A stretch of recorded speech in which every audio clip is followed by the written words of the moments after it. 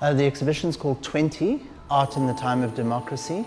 I chose that as the title for the South African leg of the show based on Gabriela Garcia Marquez's Love in the Time of Cholera, because I think it had a nice poetic ring to it.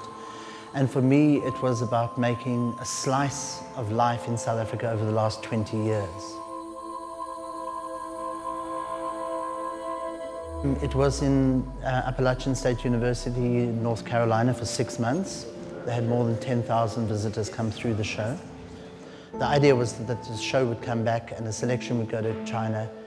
And then Pretoria said, well, any chance we might be able to hubs it for a little while, which we did. We managed to get it there for 6 weeks. And Annalie, who runs the UJ Gallery here, was so excited by the whole show that she changed her schedule to enable the show to be seen in the very city where it originated. The show showcases drawing, painting, printmaking, digital work, performance piece, video installation, sculpture. A lot of the work has quite a cynical, socio-political kind of content to it.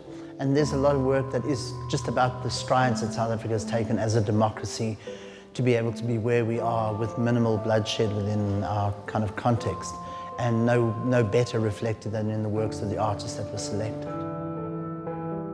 When I put the show together, I had about 6 or 7 themes running through: the Mandela years, the HIV, land and animal rights, identity formation, that kind of thing. So I had to try and find works that would tell that story.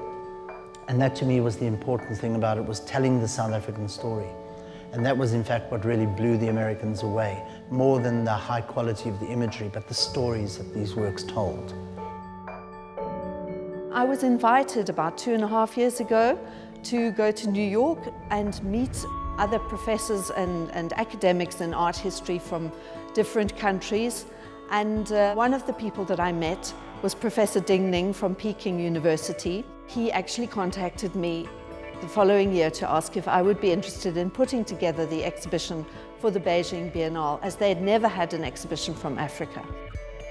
The decision about the artworks to take was taken in conjunction with Gordon, because Gordon had already been working for about a year on putting together this exhibition that he was taking to America, and we agreed that it would be a good idea if we would actually select works from this exhibition, because the Beijing one was going to be smaller, but it did mean that we would already have the crates in place, we would have the collection of artworks to choose from.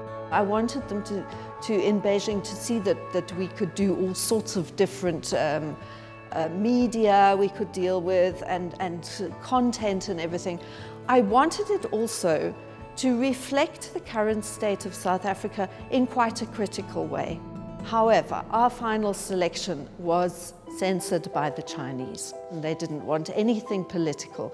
So what's quite interesting, some of the ones they've left in, which are very political, they missed the point of them and they've left them in the exhibition. It has had raised eyebrows. We did select some of the socio-political work to go to China, and it was just vetoed straight out. So anything that was a little bit too politically or, in fact, sexually orientated in some kind of way, they said no thanks. There's a lot of satire that comes in here. There's a lot of social political commentary that comes in on both sides of the tracks, you know, so that it's not just a government bashing exhibition, but it shows the good things, the bad things, the difference in statesmen between the last 3 presidents, for example. And one of my favorite works on the whole show is a work by Andre Clements, in which he has taken the images of all the presidents of South Africa and overlaid them one on top of the other to make this amorphous, quite soft, velvety image. But if you look carefully, you can see FW's glasses and Thabo Mbeki's little white beard and so on, just peeping through there. And to me, it's quite a clever work because it layers one thing on top of the other to a point that you realize that, in fact, we're all the same.